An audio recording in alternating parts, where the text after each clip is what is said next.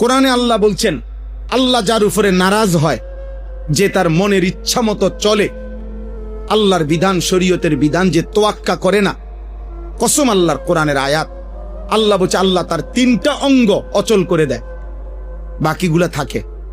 3 অঙ্গ আল্লাহ তাআলা যখন দেখে কেউ ধারাবাহিকভাবে আল্লাহর নাফরমানিতে টিকে আছে, মনের ইচ্ছে স্বাধীন মতো চলতেছে, তো আল্লাহ তাআলা বলেন, আমি বন্ধু নবীজিকে বলছেন, আমি তার 3টি অঙ্গ অচল করে দেই।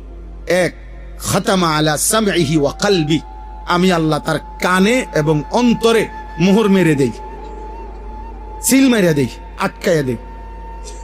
ওয়া জাআলা আলা বাসারিহি গিশাওয়া, এবং আমি আল্লাহ তার চোখের সামনে পর্দা ফেলে দেই। এই 3 অঙ্গ, কান এবং অন্তর কি করে দেয়? মোহর মেরে দেয়। চোখের সামনে কি করে দেয়?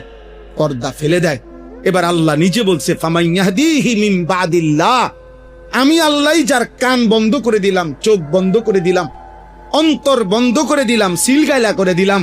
এবার বলেন তো বন্ধু, আমি আল্লাহকে বাদ দিয়ে তারে হেদায়েত দিবে কে? সে হেদায়েত কই থেকে পাবে? বাতে না খাইবে, বিল্ডিং না করবে, মাতবরি না করবো, আখেরাত মিলবে কই থেকে? আখেরাত মিলবে যে 3 অঙ্গে আমি তো এটা অচল করে দিছি। কারণ আমি দেখছি নাফরমান আজ 30 বছর আমারে ভুলে গেছে।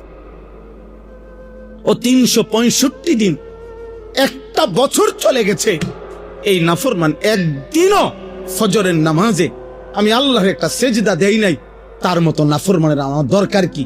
যা ভাত খা বেটা, যা বেটা, ভাত খা বেটা, দুনিয়া ভোগ কর বেটা, আর আখিরাত লাগবে না বেটা, যা। আর তোর জান্নাত লাগবে না, যা। দুনিয়া আরো বাতলো, গোশত ল বেটা, খা। এই আল্লাহ যখন কারোর প্রতি নারাজ হয়, আখিরাত ভুলাইয়া দেয়। এটা কোরআনের আয়াত। ফাআনসাহুম আনফুসাহুম, আখিরাত ভুলিয়ে দেয়, আখিরাত ভুলিয়ে দেয়, আখিরাত ভুলিয়ে দেয়, দুনিয়ায় ব্যস্ত বানায় ফেলে।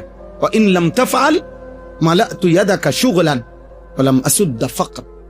আল্লাহ বলেন, আমার বন্দিগি যে করে না, আমি আল্লাহ তাআলা তাকে দুনিয়ার হাতটা তার দুনিয়ার কাজে ব্যস্ত বানায় ফেলি।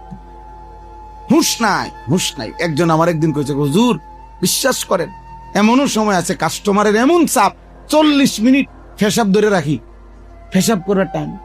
আমি যে আল্লাহ পাকের কত বড় মেহেরবানি, আল্লাহ আপনার ইনকামের বরকতে পেশাব বন্ধ করে দিয়েছে। আল্লাহ মতনের টাইম নাই, মুজবো বাঁচলে অত মোতা মতন যাবে, অন কি দরকার, অন বেসো আগে। 40 মিনিট মুতে ধরছে কাম, মাগার যাইবার টাইম নেই। কাস্টমার, কাস্টমার, দুনিয়া তারে এমন ব্যস্ত বানায় দিছে। নামাজ কোথায়? আল্লাহ কোথায়? আখিরাত কোথায়? সেজদা কোথায়? হালাল হারাম কোথায়? পাক নাফাক কোথায়? হৃদয়ে আল্লাহর কথা মনে পড়ে কোথায়? আল্লাহ তাআলা বলছে, ওয়া ইন্নাদ দারাল আখিরাতা লাহিয়াল হায়াওয়ান। বান্দা বিশ্বাস করো, আমি সৃষ্টি করেছি দুনিয়া, আমি বলতেছি এটা ধোঁকা, আর আখিরাতই হচ্ছে জীবন। লাহিয়াল হায়াওয়ান, আখিরাতই হচ্ছে জীবন, আখিরাতই জীবন।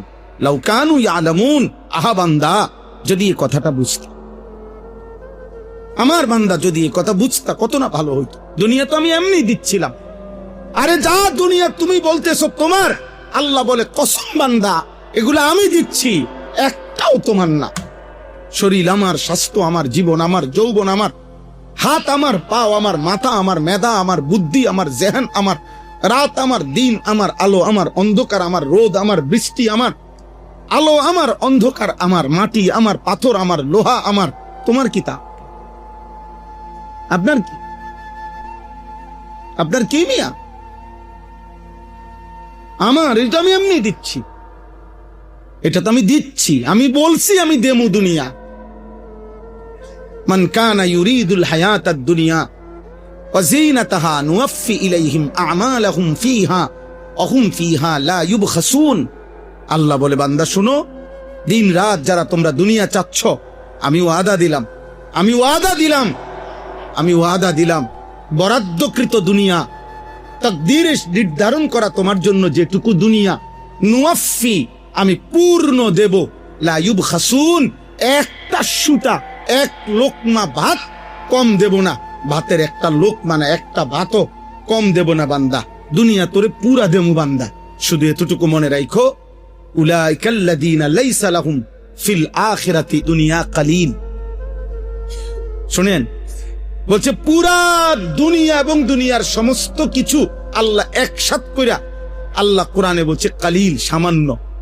তাহলে পুরাটা সৃষ্টি জগৎ হইল সামান্য। সেখান থেকে আপনি বাগদাদের যেতটুকুর সীমানার বাদশা, আমনে কোনো পুরা দুনিয়ার বাদশা না, আমনে একটা নির্দিষ্ট সীমানার বাদশা, তো সেইটা আরো কম। পুরাটাই যদি হয় কম, তো ওইখান থেকে আমনে যে দূর পাইছেন এর দূর আরো কম। আর ওইখান থেকে আমনে আমারে যে দূর দিতে চাইতেছেন, যে এলাকাটা, এটা আরো কম।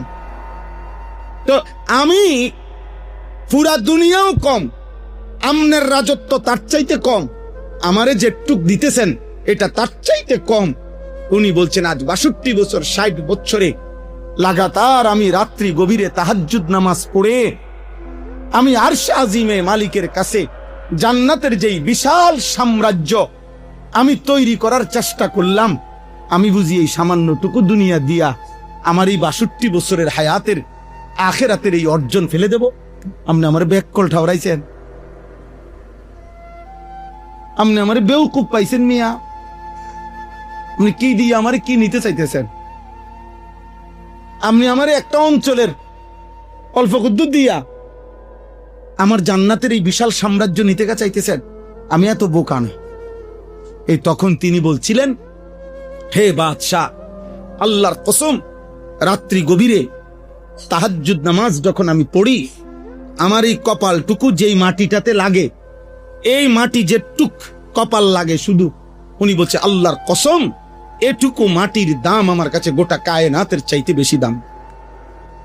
কারণ ওইটুকু মাটিতে মাথা রাখলে আমি আমার রবের সান্নিধ্য পাই, আমি আমার রবের সান্নিধ্য পাই। আল্লাহ নবী সাল্লাল্লাহু আলাইহি ওয়াসাল্লাম হাদিসে পাকে ইরশাদ করেছে, আকরাবু মা ইয়াকুনুল আবদু মির রাব্বিহি ওয়া হুয়া সাজিদ। বান্দা আল্লাহর সবচেয়ে ঘনিষ্ঠ হয়, কাছে হয়, এটা হাদিস, বিশুদ্ধ হাদিস। বান্দা আল্লাহর সবচেয়ে ঘনিষ্ঠ হয় সে যখন সেজদা করে। সেজদার চাইতে নৈকট্য বান্দার আল্লাহর সাথে, খোদার কসম, আর কিছু নেই। আল্লাহর নৈকট্যের সবচেয়ে আমল, কাছে যাওয়ার সবচেয়ে আমল কোনটি? সেজদা, নামাজের সেজদা। সেজদা দিলে বান্দা আল্লাহর সবচেয়ে কাছে যায়। আকরাব ইসমে তফদিল, আধিক্যবোধক শব্দ। আমার শায়েখ আল্লামা মুফতি মুশতাকুন নবী কাসিমি হুজুর সবসময় এটা বলে যে বান্দা যখন সেজদা দেয়, আল্লাহ তখন মহব্বত কইরা পিঠে মাথায় যেন কুদরতি ভাবে হাত বুলায় দেয়, আদর করে দেয়, আদর করে দেয়। আল্লাহ তাআলা আদর করে, বান্দা আসছো না, আমার সেজদা দিছ, খুশি হলাম না, এই কাছে আইনা যেন আদর। এই জন্য আব্বা, ইসলাম মানে জীবনের সংশোধন, জীবনের গতি ঠিক করা। আমরা মুসলমান, আমরা মুসলমান, আমরা মুসলমান, আমরা ইমানদার। আমার মা মুসলমান, আমার বাবা মুসলমান, আমার জবানে কালেমা ছিল, আমার কলিজায় ঈমান আছে। আমরা আল্লাহকে এখনো ভুলি নাই, আমরা আল্লাহর নাম জানি, আমরা লা ইলাহা ইল্লাল্লাহ এটা উচ্চারণ করতে জানি, আমরা মুহাম্মাদুর রাসূলুল্লাহ সাল্লাল্লাহু আলাইহি সাল্লাম পড়তে জানি, আমরা জানি আমাদের ধর্মগ্রন্থ কোরআন, আমরা জানি আমাদের ধর্মের নাম ইসলাম, আমরা জানি আমাদের নবীর নাম মুহাম্মদ সাল্লাল্লাহু আলাইহি ওয়াসাল্লাম, আমরা জানি আমাদের সৃষ্টিকর্তা আল্লাহ। আমরা অনেক আগাইয়া আছি, আর একটু হিম্মত করলে আমরা আখিরাতে জান্নাত হইতে পারব। এত কিছু কাছাইয়া গোলাইয়া দিয়া, বুঝেন না, এই লোকটা যদি আখিরাতটা বরবাদ করে, এটা একটু বেওকুফ না? আল্লাহ বলবে যে আমি তোরে বেটা 4টা জিনিস যার আছে, সে যদি জান্নাত না পায়, আখিরাত না পায়, খোদার কসম আফসোস ছাড়া আর কিছু হবে। 4টি নিয়ামত। 1, আল্লাহ যার রব, মুহাম্মদ সাল্লাল্লাহু আলাইহি সাল্লাম যার রাসূল, কোরআন যার কিতাব, ইসলাম যার ধর্ম। এই 4টি নিয়ামত যার কাছে একসাথে আছে, এরপরেও সে যদি জাহান্নামী হয়, এরপরেও সে যদি নেকামল করতে না পারে, এই দুর্ভাগ্য আর কি, এই কপাল আর কি কপাল, এর চাইতে মন্দ কপাল আর কি হইতে পারে বলে? এর চাইতে মন্দ কপাল আর কি হইতে পারে? হিন্দু আজও স্বীকার করে না নবী সাল্লাল্লাহু আলাইহি সাল্লামকে, হিন্দু আজও স্বীকার করে না কোরআনকে, হিন্দু তো স্বীকার করে না ইসলামকে, ইহুদি স্বীকার করে না, খ্রিস্টান স্বীকার করে না, বৌদ্ধ স্বীকার করে না, নাস্তিক মুরতাদ স্বীকার করে না। আমি নিজে একবার একটা ইউনিভার্সিটিতে বয়ান করছিলাম, ওইখানে 4টা ছেলে আমার সাথে আলাদা কথা বলছিল, আমি ওদের সাথে 1 ঘন্টা কথা বলছিলাম। ওরা পরিষ্কার আমারে বলছে, হুজুর সৃষ্টিকর্তা বলতে কিছু আছে, আমরা এটা টোটালি বিশ্বাস করি। ওদের আব্বা মা মুসলমান, ওরা নিজেরা স্বীকার করছে। আমি 1 ঘন্টা চেষ্টা করছি, পারি নাই, কিছুই বুঝাইতে পারি না। ও কি কয় আমি বুঝি না, ও কি কয়। আমি এমন একজন ভদ্রলোক দেখছি একবার, উনি কোটি কোটি টাকার মালিক, 1000 কোটি টাকার মালিক, একটা প্রাইভেট ব্যাংকের ভাইস চেয়ারম্যান। উনি নিজে পরিষ্কার জানাজার নামাজের সালাম ফিরাইয়া উনি দাঁড়াইয়া বলতেছে, হুজুররা কবরের আযাবের মিথ্যা ভয় দেখিয়ে মানুষগুলোকে বহুদিন ধরে বোকা বানায় রাখছে। আমি নিজ চোখে দেখছি। এই বাংলাদেশে বলেন কি পরিমাণ আফসোসের, কয়দিনের টাকা তোমারে আখিরাত বুলাই দিল। কবরের আযাবের মিথ্যা ভয় দেখিয়ে আমরা বোকা বানাচ্ছি মানুষকে, মানে বাতের অভাবে, আমরা বাতের অভাবে আপনাদেরকে মিথ্যা বলতেছি। অথচ আমরা না বুঝার কি আছে মিয়া, অটো চালাইলেও যে মাসে 15,000 টাকা ইনকাম করন যায়, সিএনজি চালাইলে আমার বাচ্চারে আনা নেওয়া করে মারুতি, তেতে তো প্রত্যেক দিন, আজকে সারাদিন ছিল সকাল থেকে মাগরিবের আগ পর্যন্ত, আমি 2,000 টাকা দিছি তার এই এখন আসতে সময়, তাহলে ডেইলি তার কমপক্ষে 1500, 2,000, 2,200 টাকা ইনকাম আছে। তাহলে মাসে তো 60,000 টাকা, বাদ দেন না 10,000, 50,000 টাকা ইনকাম আছে। তো মারুতি চালাইতে হইলে তো নিশ্চয়ই কুমিল্লা ভিক্টোরিয়া কলেজ থেকে ডিগ্রি পাস করতে হইব, ঠিক না? হ্যাঁ, কথা বলেন না, ইনসাফ কি বল? তো এটা না বুঝার কি আছে? হুজুররা বোঝে না মানে এটা না বুঝায়? আমি কি চিড়া খাইয়া বড় হয়েছি? আমি বুঝতাম না কা, আমি তো ভাত খাইয়ে বড় হয়েছি, আমি কুমিল্লা শহরে বড় হয়েছি। ঠাকুরে আমি ওনার কাছে বহুদিন ওনার নাম শুনছি, জান, এরপরও দেখা হয়েছে, ওই দিঘির পারে দেখা হয়েছে, গতবার আরো দেখা। আল্লাহ আমাদের সবাই কবুল করেন।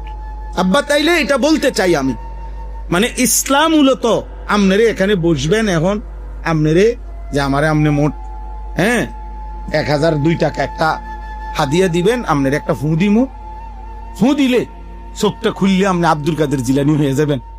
এটা কোন এরকম বিষয়টা, এটা না।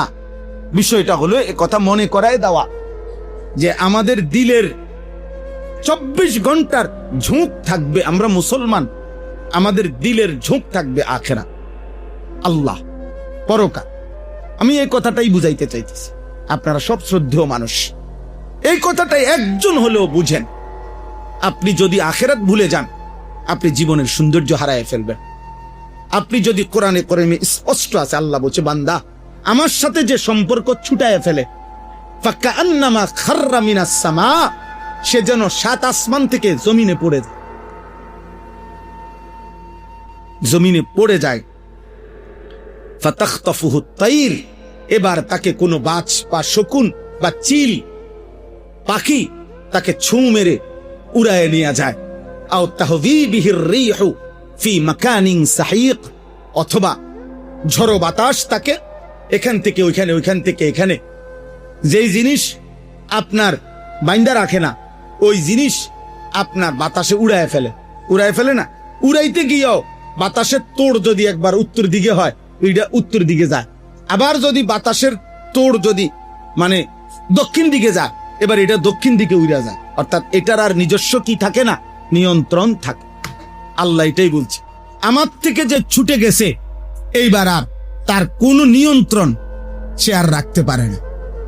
নিয়ন্ত্রণ কখনো ইহুদিরটা ভাল লাগে, কখনো খ্রিস্টানেরটা ভালো লাগে, কখনো মাজুসি অগ্নি পূজকেরটা ভাল লাগে, কখনো মুরতাদেরটা ভাল লাগে, কখনো নাস্তিকেরটা ভালো লাগে, হেতের আর কোনো কি নাই, স্থিরতা নেই। তার তো কেন্দ্র হারায় ফেলছে। কেন্দ্র তো ছিল আল্লাহ, তার তো কেন্দ্র ছিল রাসূলুল্লাহ সাল্লাল্লাহু আলাইহি ওয়াসাল্লাম। হযরতে উসমান আমরা কিতাবে পড়ছি, হযরতে উসমান রাদিয়াল্লাহু তাআলা আনহু, নবী সাল্লাল্লাহু আলাইহি ওয়াসাল্লাম উনাকে পাঠাইছিলেন হুদাইবিয়ার সন্ধির সময় মক্কার কাফের কুরাইশদের সাথে সন্ধি চুক্তির ব্যাপারে কথা বলার জন্য। তখন এই কথা বলতে গিয়ে উনি যখন দেখা করতে গেছে মক্কার কাফেরদের সাথে, নবীজি হুদাইবিয়া নামক জায়গায় সাহাবাদেরকে নিয়ে অপেক্ষারত ছিলেন। 1400 বা 1500 সাহাবী, 6ষ্ঠ হিজরিতে, মানে মদিনায় হিজরতের 6 বছরের সময়। তো উসমান রাদিয়াল্লাহু তাআলা যখন মক্কার কাফের নেতৃবৃন্দদের সাথে কথা বলতে গেছে হযরত উসমান, তখন উনার পরনের যে লুঙ্গি এটা ছিল টাকনুর উপরে। তো উসমান রাদিয়াল্লাহু তাআলা ছিলেন ইসলাম পূর্ব যুগেও মক্কার কুরাইশদের একজন সম্ভ্রান্ত নেতা, মানে উনি আগেই নেতা ছিলেন। এই কারণেই নবীজি উনারে পাঠাইছেন যে তোমার কথার একটা ওয়েট আছে, তোমারে হেরা চিনি আগের থেকেই, তুমি একটা নেতৃস্থানীয় মানুষ। আর কাফেরদের একটা রীতি ছিল, তাদের মধ্যে যে যত সিনিয়র নেতা তার পরনের পোশাক, পরনের লুঙ্গি তত বেশি টাকনুর নিচে, তত বেশি নিচে। কারণ উনি বড় নেতা, এই জন্য উনি সবসময় রাস্তা পরিষ্কার করে, কারণ জনগণের সেবক, স্বাভাবিক।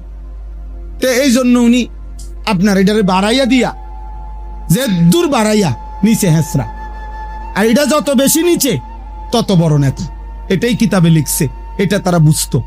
তো যখন আসছে তখন প্রথম মক্কার কাফেররা উনারে উসমানকে টিটকারি দিছে, উসমান আমরা কাছে আসিলা যখন, তখন তুমি কত বড় পদে ছিলা, আর অন্ত বোঝা যায় মনো ওয়ার্ড মেম্বারও না, অন্ত বোঝা যায় মনো স্থানীয় কোনো দায়িত্ব নাই, নাহলে লুঙ্গি উঠে গেছে টাকনুর উঠবে।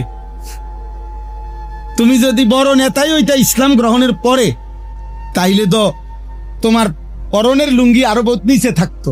তো হেরা মনে করছে উনি আর আগের মতো আর নেতৃত্ব নাই, এই জন্য ওনার পরনের পোশাক কি উপরে উঠে গেছে। তো উনাকে বলছে যে হায় উসমান, ইসলাম দেখো তোমার আগের নেতৃত্ব কোথায়, আগে তো তুমি আমাদের সম্ভ্রান্ত নেতা ছিলা। এই তখন হযরত উসমান বুঝছে যে উনার পরনের এই লুঙ্গিটাকে তারা অপমান করছে, যে এটা টাকনুর উপরে কেন করলো।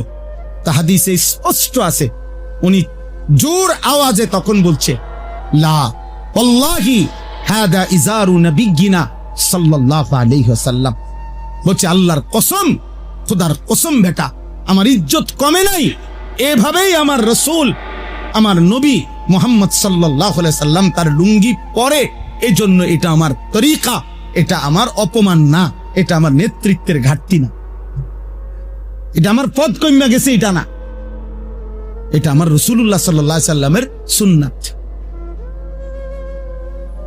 আপনারা অনেক সময় অনেকে মনে করে, দেখবেন হুজুর ছোটখাটো বিষয় নিয়ে আপনারা এত মাতামাতি করেন কেন?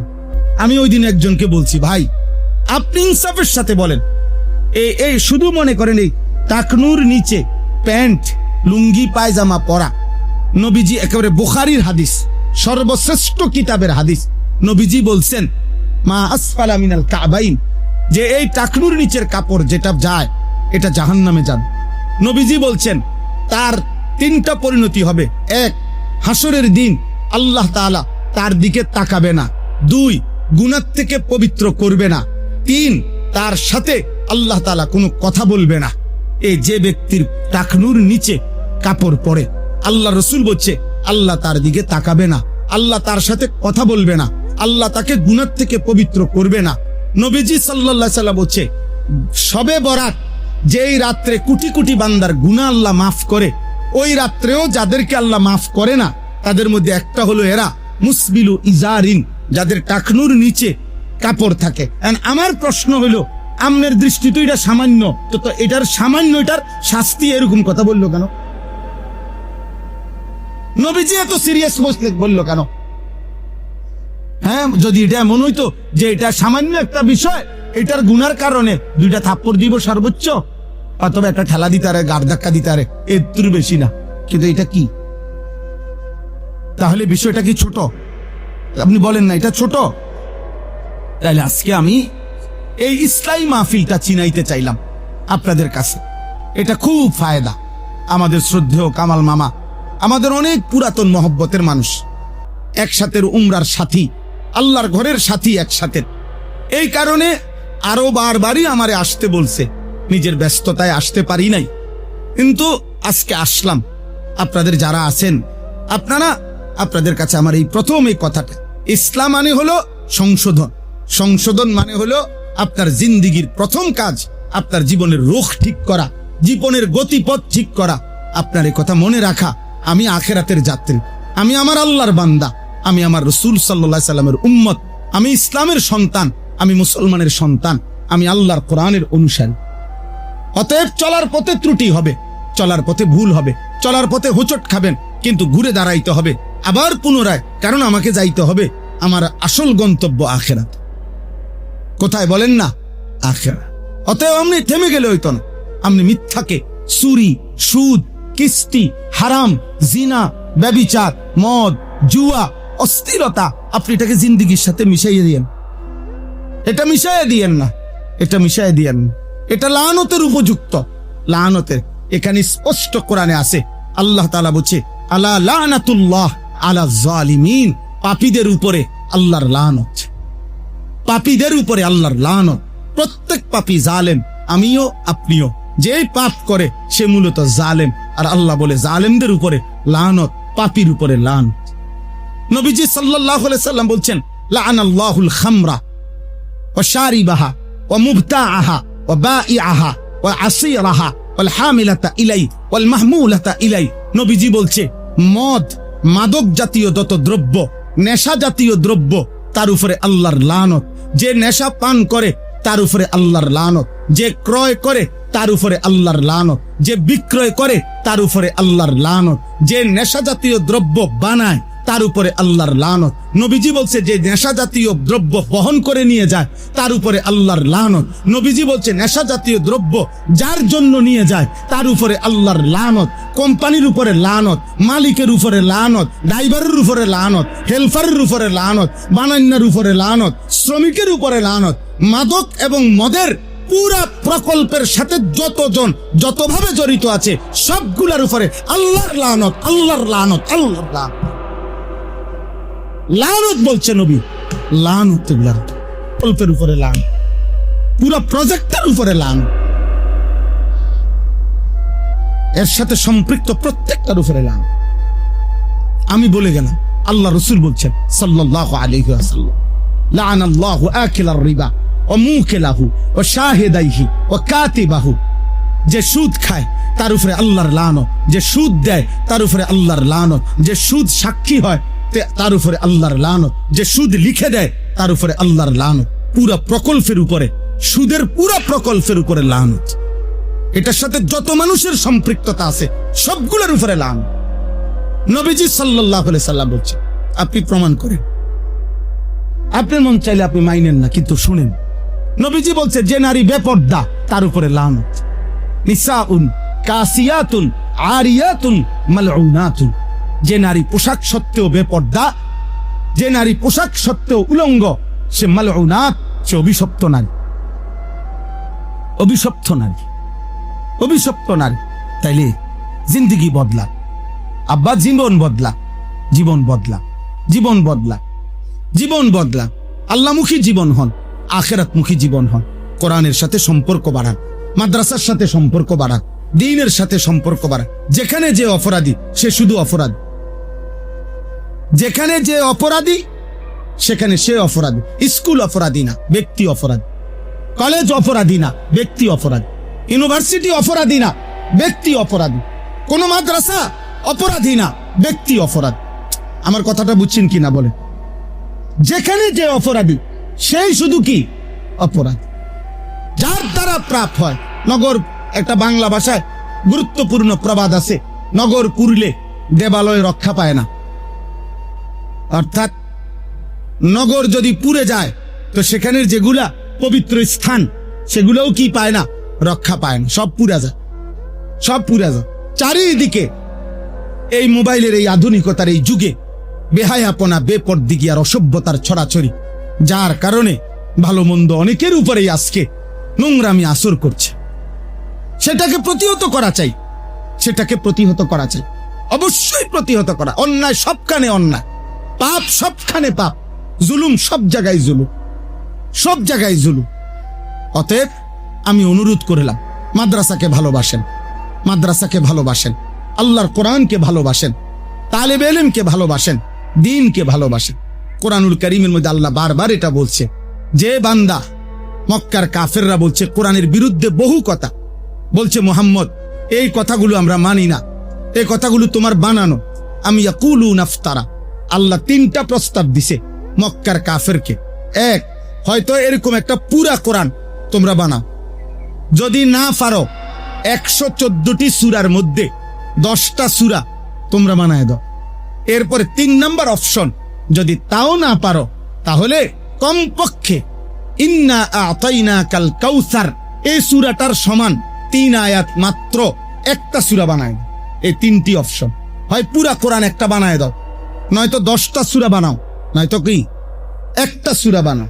আল্লাহ বলে যদি নাই পারো সবাইরে মিলাইয়াও, তাহলে এটাই মেনে নাও এই কোরআন আল্লাহর পক্ষ থেকে নাজিল হয়েছে, আর আল্লাহ ছাড়া আর কোনো ইলাহ নাই, অতএব তারই আনুগত্য করা উচিত। কার আনুগত্য করা উচিত? আল্লাহর আনুগত্য। এজন্য কোরআনের সাথে সম্পৃক্ততা জিন্দেগীর সবচেয়ে বড় সম্পৃক্ততা। যে বাচ্চা আল্লাহর কোরআন পড়ছে, এই যে 2 বাচ্চা আজকে এখন হাফেজে কোরআন হিসাবে পাগড়ি নিবে, এরা মুবারক, এদের খানদান মুবারক, এদের পুরা খানদান বরকতময়।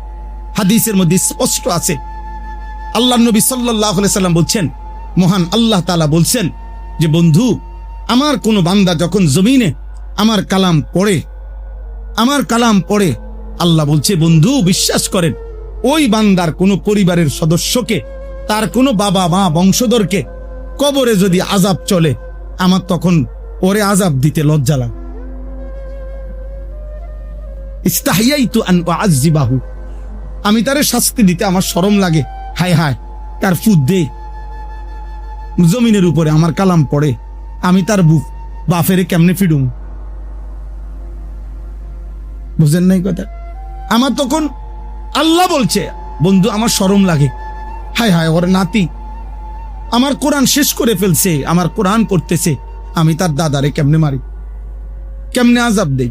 এই জন্য জমিনের মধ্যে যখনই কোনো বান্দা আল্লাহর কোরআন পড়ে, বাচ্চা যখন কোরআন পড়ে, কারো না কারো কবরের আযাব মাফ, কারো না কারো কবরের আযাব হালকা হয়, কবরের আযাব হালকা হয়। এজন্য কোরআন, মসজিদ, মাদ্রাসা, আমার শায়েখ আল্লামা মুফতি মুশতাকুন নবী কাসেমী হুজুর বলে, আপনাদের বিল্ডিং এর ফাইলিং এটার যেরকম মজবুতির জন্য বেশি জরুরি, হুজুর বলছে না, তার চাইতে বেশি আপনাদের চারিদিকের ভবনের আশেপাশে কোনো মসজিদ, কোনো মাদ্রাসা, কোনো আল্লাহর কালাম পড়া তার চাইতে বেশি মজবুত। এটা ফাইলিং এর চাইতে বেশি মজবুত, কারণ এই মাদ্রাসার বরকতে, আল্লাহর কালামের বরকতে ওই পুরা জনপদের মধ্যে, পুরা মহল্লার মধ্যে আল্লাহর কালাম পড়ার বরকতে আল্লাহর আযাব উঠে যায়, আল্লাহর আযাব সরে যায়, আল্লাহর আযাব সরে যায়। এই জন্য আপনারা সবার কাছে অনুরোধ, আপনারা এই মাদ্রাসাটাকে আগলায় আনেন, আগলায় আনেন। আমরাও যদি কোনো সহযোগিতা লাগে আমরা দেব ইনশাআল্লাহ, চেষ্টা করব। টাকা দিতাম না পারি, বুদ্ধি তো দিতার,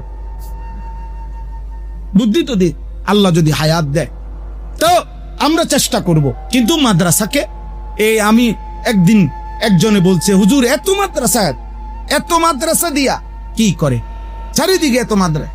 আমি বললাম এটা আমারও প্রশ্ন, এতটি চা দোয়ান দিয়া একটা বাজারে কি দরকার? একটা 500 লিটারের গাজি টাঙ্কি, এটার মধ্যে চা বানাইয়া মাইজগানে থুইয়া দিলে, চারিদিকে 10টা ট্যাপ লাগাইয়া দিলে, যার যখন দরকার 500 লিটার চা বানাইয়া রাখছি।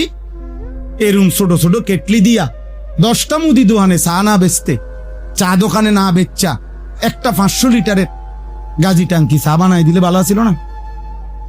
এই বুদ্ধিটা কাজে লাগান। চান না কি দৌড়ানিটা দেয় আপনার, জান না বুদ্ধিটা দেন না। এই বুদ্ধি কেউ নিব নি? তাহলে কেউ তো নিবে না এই বুদ্ধি, এটা কোনো কথা না। আর দ্বিতীয় কথা হইলো, আল্লাহর এই জমিনে আপনারা বলেন একটা পাতা গাছের কোরআনে আছে, একটা পাতা পড়ে না আল্লাহর ইচ্ছা ছাড়া, এটা ঠিক নেই? এই কথাটা ঠিক কিনা? তাহলে যেখানে একটা পাতা পড়ে না আল্লাহর ইচ্ছা ছাড়া, সেখানে একটা মাদ্রাসা হয়ে যাবে, মসজিদ হয়ে যাবে আল্লাহর ইচ্ছা ছাড়া। কথা বলেন না, এটা আল্লাহর ইচ্ছা ছাড়া হয়েছে না? না, আল্লাহর ইচ্ছা হয়েছে। জমিনের কোন নড়াচড়া আল্লাহর ইচ্ছা ছাড়া হয় না। অতএব মাদ্রাসা আপনাদের জন্য নিয়ামত, মাদ্রাসা আপনাদের জন্য বরকত, মাদ্রাসা আপনাদের জন্য বরকত। আপনারা যদি মহব্বত করে আন্তরিকতা দেখান, ইনশাআল্লাহ এটা আপনাদের ফায়দা হবে, আপনাদেরই ফায়দা হবে। কোরআনকে ভালোবাসলে, হাদিসের মধ্যে আছে নবীজি তার জীবনে সবচেয়ে আল্লাহকে, এ কথাটা শেষ শুনেন, সবচেয়ে বেশি নবীজি সাল্লাল্লাহু আলাইহি সাল্লাম আল্লাহ তাআলার কাছে বেশি আল্লাহর নামের দোহাই দিয়া, আল্লাহকে সবচেয়ে লম্বা দোহাই দিয়ে যেই দোয়া করছেন, যেই বিষয়ে, সেটা হলো কোরআনের ব্যাপার। নবীজি সাল্লাল্লাহু আলাইহি সাল্লাম তার জীবনে নবীজির একটা লম্বা দোয়া আছে, আল্লাহুম্মা ইন্নী আবদুকা, আল্লাহ আমি আপনার বান্দা, আমার আব্বা আপনার বান্দা, আমার মা আপনার বান্দা, আমার তাকদীর আপনার হাতে, আমার হায়াত আপনার হাতে, আমার ব্যাপারে সিদ্ধান্ত আপনার হাতে, আমার জিন্দিগির 24 ঘন্টা অতিবাহিত আপনার সিদ্ধান্তে।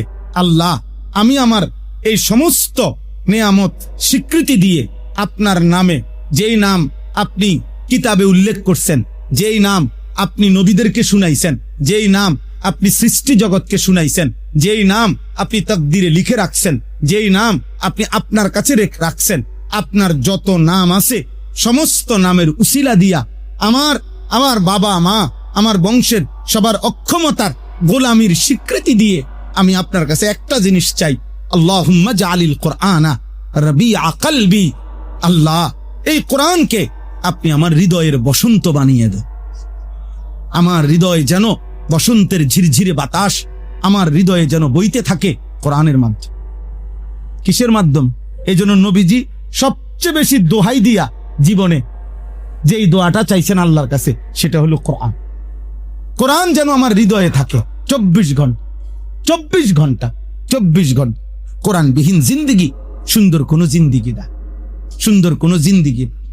কোরআনবিহীন জীবন, যে জীবন আল্লাহর কোরআন আব্বা একটাবার হইলো ভাইবেন।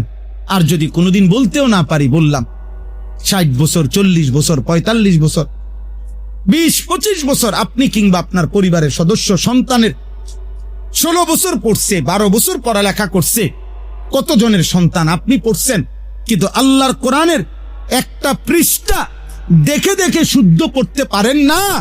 যার দেওয়া চোখ দিয়া এত কিছু পড়লেন, যার দেওয়া হাতে কানে, যার দেওয়া জিহ্বায়, উনি যদি জিজ্ঞেস করে বান্দা আমার দেওয়া চোখে আমার কালাম একটা পৃষ্ঠা দেখে দেখেও পড়তে পারো না, আপনি কি জবাব দিবেন? ইনসাফ করেন না আব্বা, বলেন না আপনি কি বলবেন? আপনি কি বলবেন? আমার দেওয়া জবান, আমার নামটা, আমার কালামটা একটা পৃষ্ঠাও তুমি পড়তে পারো না দেখে দেখেও, কি জবাব দিবেন? এই জিন্দিগির জবাব কি? জবাব দিতে পারতেন না, আটকাইয়া যাবেন, আটকাইয়া যাবেন।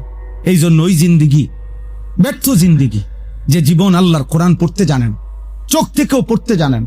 আমাদের সাথে সুদন্যপুরে এক সাথী, এক হাফেজ এতেকাফ করে রমজানের শেষ 10 দিন, আজকে 4 বছরের মতো। ও হাফেজ মুআজ্জম ওর নাম, ও অন্ধ, একদম অন্ধ, কিন্তু বাংলাদেশে শত শত হাফেজে কোরআন, হাফেজ আব্দুল হক সাহেবের তত্ত্বাবধানে ওই হাফেজ সাহেব মস্ক করায় বাংলাদেশের শত শত হাজার হাজার হাফেজ ওনার কাছে কোরআনুল কারীমের শুদ্ধ তেলাওয়াত শিখে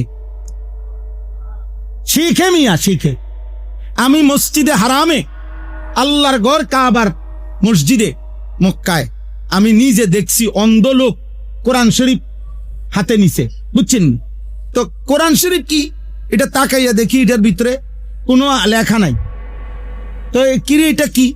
তো এইটাই কোরআন শরীফ। আরবিতে জিগাইলাম, উনি বললেন যে এই যে এখানে ছোট ছোট বুটা বুটা আছে, এগুলা কয় যে হুজুর এটাই কোরআন শরীফ। হ্যাঁ, তো পরে আমি বললাম যে এটা মানে এটা অন্ধদের হ্যাঁ, কি ব্রেইলি বুক, জি, এ ব্রেইলি বুক, অর্থাৎ কোরআন শরীফটা ওইভাবে আর কি অন্ধদের উপযোগী করে বানান। মসজিদে হারামে আছে শাকিল ভাই, এরকম বড় বড় যেটি একটু লম্বা লম্বা এগুলা। তো আমি বললাম, হেরে আপনি এটা পড়তে পারবেন? হ্যাঁ, তো উনি বলল যে আপনি একটা পৃষ্ঠা খুলে আমার হাতটা লাগায় দেন। মানে ওর হাত যে এই 3-4টা পৃষ্ঠা আমি এরকম উল্টাইয়া ওর হাত শুধু লাগায়, এমনি এমনি হে লাগায়, পুরা ওই পৃষ্ঠা তেলাওয়াত করে। এমন সুন্দর পড়া, এমন সুন্দর পড়া। আমি তখন সাথের সাথীদেরকে বললাম, হায় আল্লাহ তাআলা কিয়ামতের দিন ওরে দেখাইয়া বাকি করে জিগাইব, আমার অন্ধ বান্দা আমার কোরআন পড়ে এভাবে তুমি কি করছিলা বান্দা? আপনি কি বলবেন? আপনারা কি বলবেন? আল্লাহ আমাদেরকে হেফাজত করেন।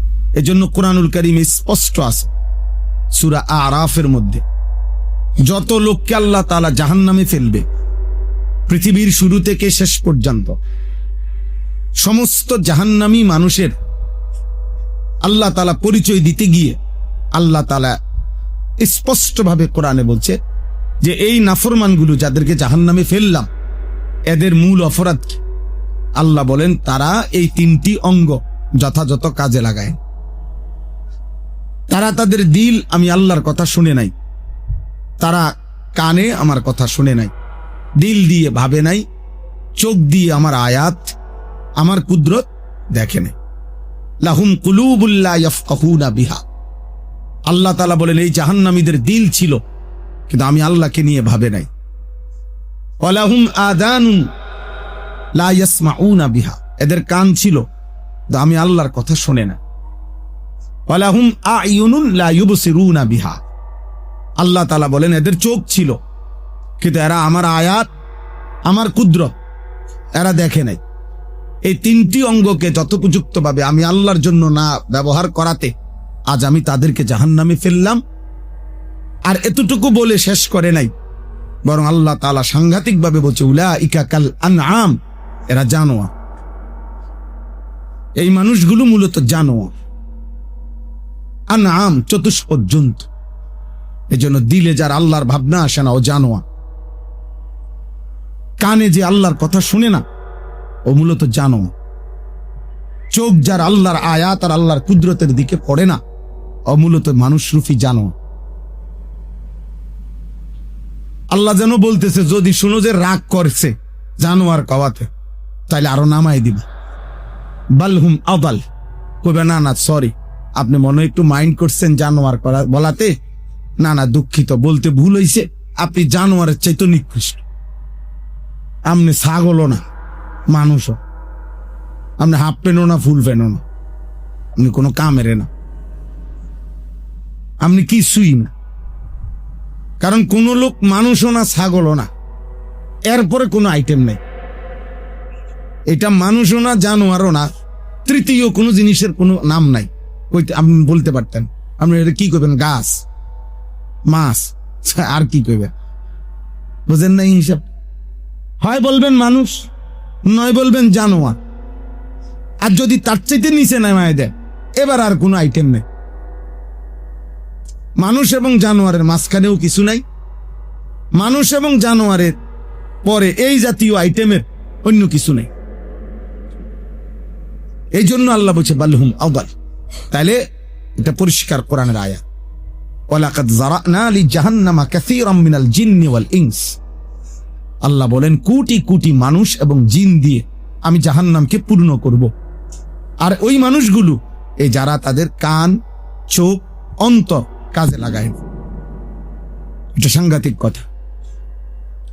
এই জন্য আল্লাহ বলছেন এরা জানোয়ার অথবা তার চাইতে নিকৃষ্ট। উলাইকা হুমুল গাফিলুন। তা আল্লাহ যদি বলে এরা কাজ লাগাইলো না কেন, কান চোখ অন্তর, এদের এই আচরণ জানোয়ারের মতো হয়ে গেল কেন? আল্লাহ বলে মূল কারণ হচ্ছে এরা ছিল গাফেল। এরা গাফেল, মূলত গাফেল মানে কি? তারকু শাইই আমাদান, কোন জিনিস ইচ্ছা করে ছেড়ে দেওয়া, এটারে কয় গাফেল। একটা হলো আমার ভুল হয়ে গেছে, আরেকটা হলো আমার খেয়াল ছুটে গেছে, আরেকটা আমার এটা মেমোরিতেই নাই, আরেকটা হলো আমি জানি শুনি